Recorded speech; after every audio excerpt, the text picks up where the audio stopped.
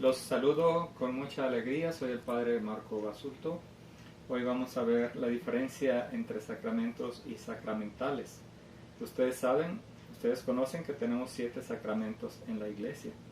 Los sacramentos de iniciación, bautizo, confirmación, primera comunión, los sacramentos de penitencia o sanación, que es el sacramento de la confesión y la unción de los enfermos, los sacramentos de servicio, que son el matrimonio y el orden sacerdotal. El Concilio Vaticano II, en su Constitución sobre la Sagrada Liturgia, en el número 60, nos dice: la Santa Madre Iglesia instituyó además los sacramentales. Estos son signos sagrados creados según el modelo de los sacramentos, por medio de los cuales se significan efectos, sobre todo de carácter espiritual, obtenidos por la intercesión de la Iglesia.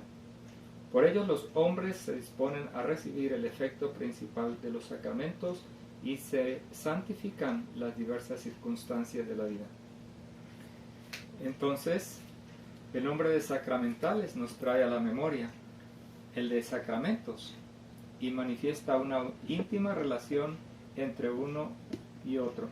Los sacramentales ayudan a los hombres para que se dispongan a recibir mejor los efectos de los sacramentos, efectos que el concilio llama principales.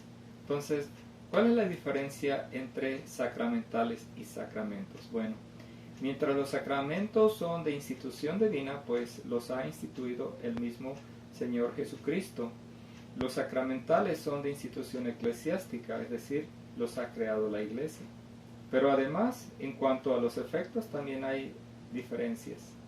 Los sacramentos producen la gracia ex opere operato, o sea, todo sacramento tiene eficacia por el hecho de ser un acto del mismo Jesucristo.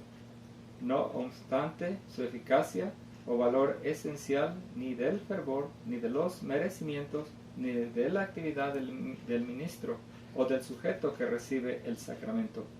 En cambio, los sacramentales obran ex opere operantis ecclesiae, es decir, que reciben su eficacia de la misión mediadora que posee la Iglesia por la fuerza de intercesión que tiene la Iglesia ante Cristo, que es su cabeza.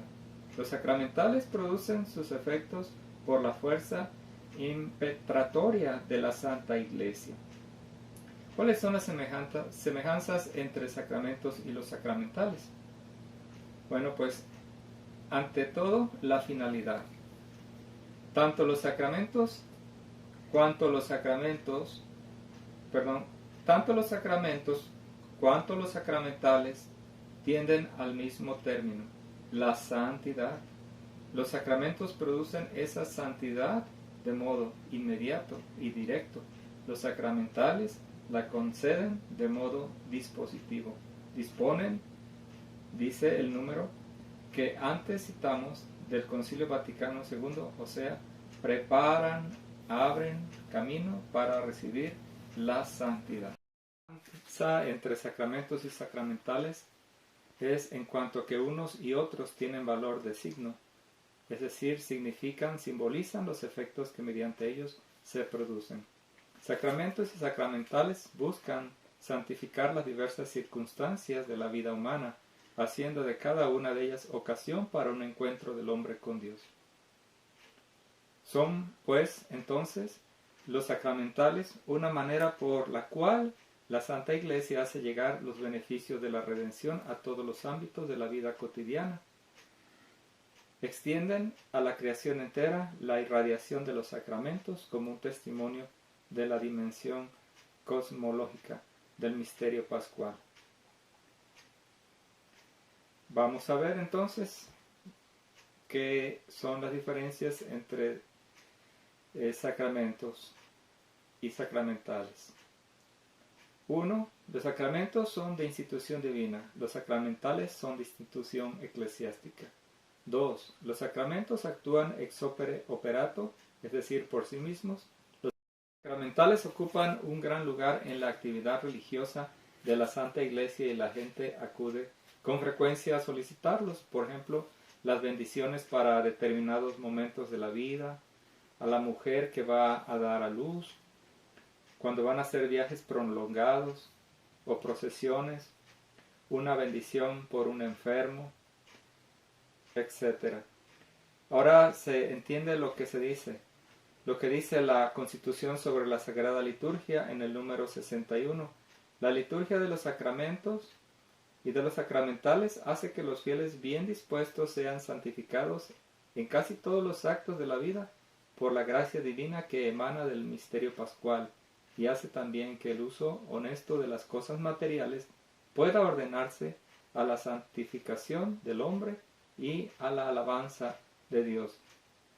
Y el número 79 nos dice: revísense los sacramentales teniendo en cuenta la norma fundamental de la participación constante, activa y fácil de los fieles, y atendiendo a las necesidades de nuestros tiempos.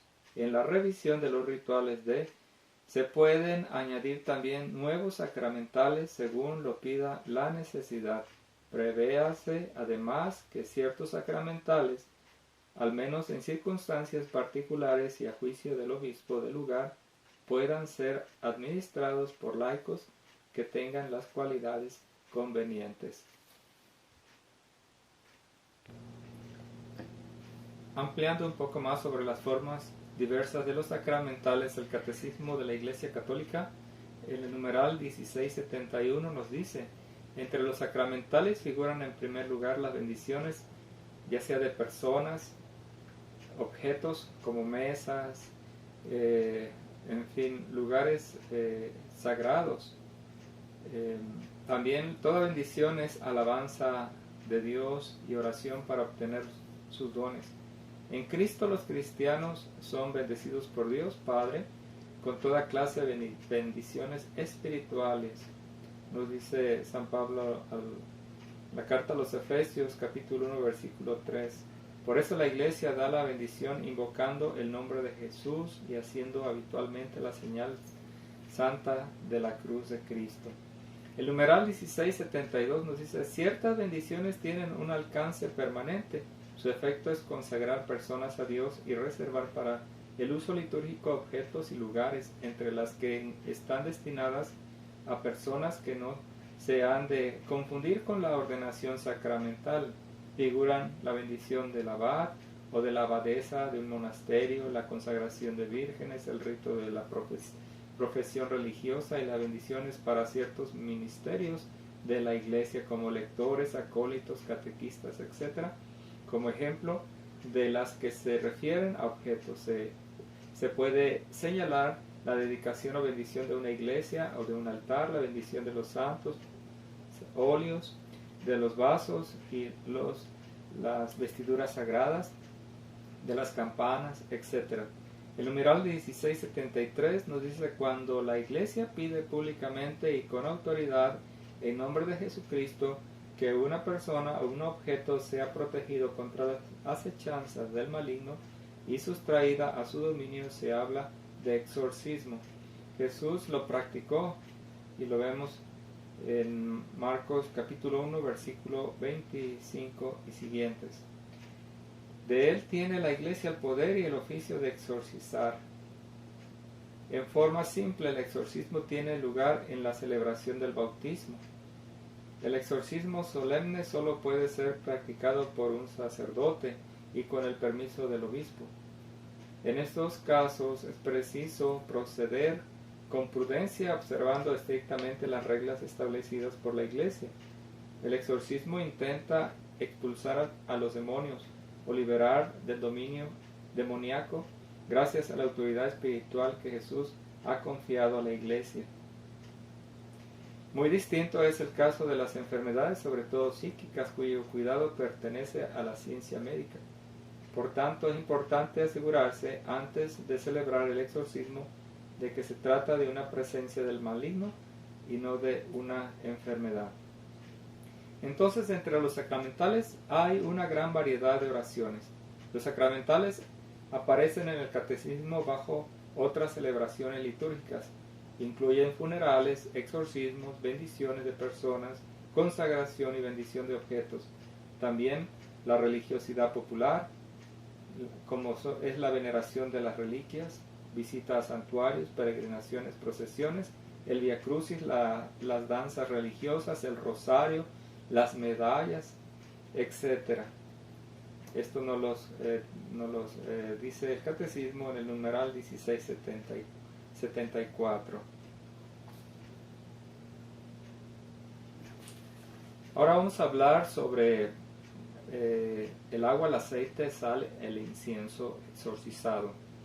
Un gran apoyo en el tema para combatir los efectos de la acción demoníaca a la gente y los lugares son los sacramentales en forma de agua, aceite y sal exorcizada. El exorcismo de agua, sal y aceite lo puede realizar cada sacerdote.